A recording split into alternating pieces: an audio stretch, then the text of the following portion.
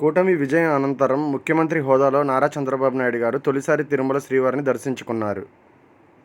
తిరుమలలో శ్రీవారి దర్శించుకున్న అనంతరం ఆయన మీడియాతో మాట్లాడుతూ గతంలో ఎన్నడూ లేని విధంగా ప్రజలు తీర్పు ఇచ్చారన్నారు. అలాగే 93% స్ట్రైక్ రేటుతో ప్రజలు విజయాన్ని అందించారని చెప్పి ఆయన అన్నారు. పేదరికం లేని సమాజం కోసం తాను నిరంతరం కృషి చేస్తానని తెలిపారు. అలాగే వెంకటేశ్వర స్వామి ముందు సంకల్పం చేసుకుని తాను ముందుకు వెళ్తానని చెప్పారు. ఆర్థిక అసమానతలు సమాజంలో తొలగిపోవాలని చంద్రబాబు ఆకాంక్షించారు. రాష్ట్రం సుభిక్షంగా ఉండాలని శ్రీవారిని వేడుకున్నారు. ముఖ్యమంత్రి అయిన శ్రీవారి ముందు అందరూ సమానమే అని భావించే చంద్రబాబు గారు ఎప్పుడు తిరుమల వచ్చినా కానీ సామాన్యుడిలా క్యూలైన్లో నుంచొనే తిరుమల శ్రీవారి దర్శనం చేసుకుంటారు. ఈసారి కూడా ఆ ఆనవాయితీగానే కొనసాగించారు.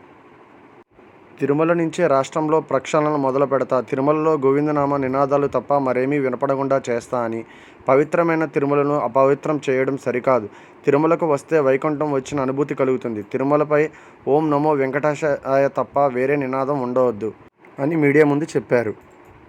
అలానే తిరుమలలో శ్రీ వరాహస్వామి వారి దర్శనం కూడా చేసుకున్నారు. ప్రజలకు సేవ చేసే శక్తి సామర్థ్యాలు ఇవ్వాలని, అలాగే దేశంలో మన రాష్ట్రం అగ్రస్థానంలో ఉండాలని, తెలుగు జాతి ప్రపంచంలోనే నెంబర్గా ఉండాలని మనం కూడా కోరుకుందాం. మరిన్ని లేటెస్ట్ అప్డేట్ కోసం నా ఛానల్ని సబ్స్క్రైబ్ చేసుకోండి. అలాగే కామెంట్ చేయండి.